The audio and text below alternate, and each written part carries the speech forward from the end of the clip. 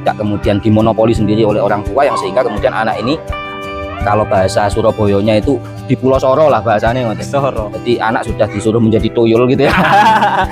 Ketika lebaran anak disuruh untuk bekerja gitu ya. Sementara kemudian hasil kerjanya ini dimonopoli oleh orang tua.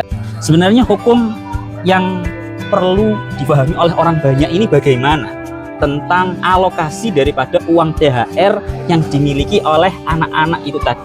Ini soalnya perlu kita bahas karena pasti terulang tiap tahun.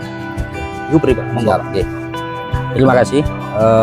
Ini pembahasan menarik terkait dengan investasi bodong. Jadi ketika kita ngobrol secara off the record, tadi saya menangkap investasi bodong ini apa gitu ya. Setelah dijelaskan ternyata menarik bagaimana kemudian anak-anak kita ketika lebaran itu selalu mendapat angpau, kalau bahasanya gitu. Bahasa kerennya sekarang ini angpau.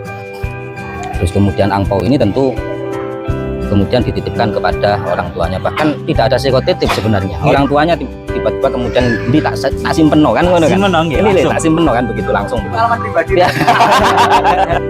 Nah, kalau terkait dengan nafkah orang tua kepada anak, itu sebenarnya adalah konsep dasarnya adalah ketika anak ini dalam kondisi sobi, sementara anak sobi ini masih belum mutlakut tasarrufnya ini apa-apa kan menjadi tidak sah dan lain sebagainya, maka ini menjadi kewajiban orang tua untuk mengawal ini.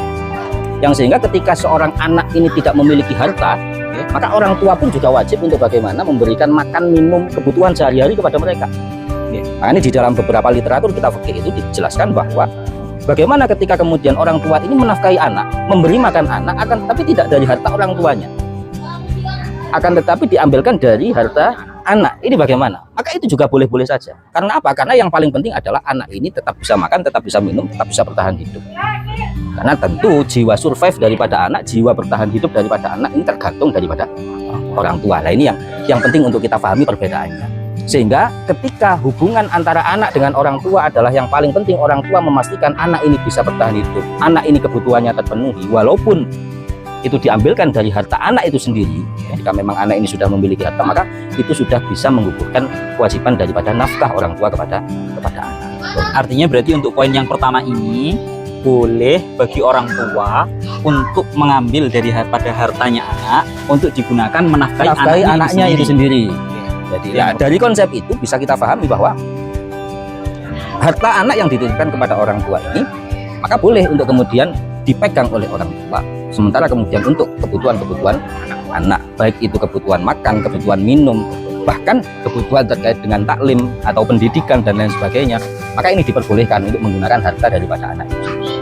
Nah, yang menjadi agak menjanggalkan adalah bagaimana kalau ini mungkin tidak digunakan untuk hal-hal yang sedemikian ini.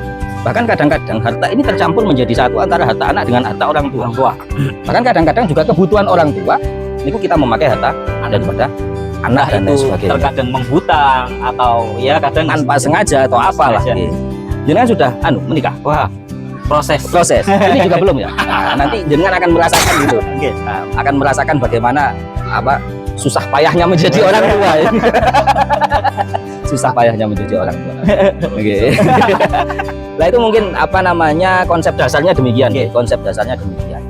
Ketika kemudian nanti kita kembangkan apakah itu menjadi boleh, nah tentu ini ada beberapa ada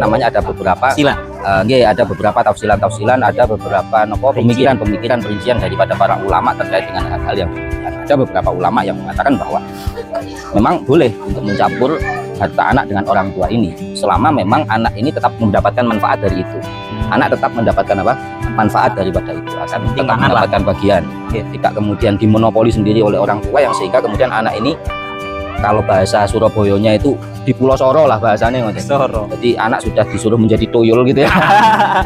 Ketika lebaran anak disuruh untuk bekerja gitu ya. Sementara kemudian hasil kerjanya ini dimonopoli oleh orang tua. Lah ini yang tidak boleh itu seperti itu. Jelas itu tidak kita perbolehkan, tidak diperbolehkan secara fikih. Maka kalau kita berbicara fikih, sebenarnya problematika apapun itu pasti akan ada titik tengah yang bagaimana kemudian antara anak dengan orang tua ini tidak saling dirugikan, tetap apa yang berlaku di tengah-tengah masyarakat ini tetap ada koridor-koridornya. Bagaimana orang tua tetap harus berhati-hati terkait dengan hal itu. Mungkin begitu.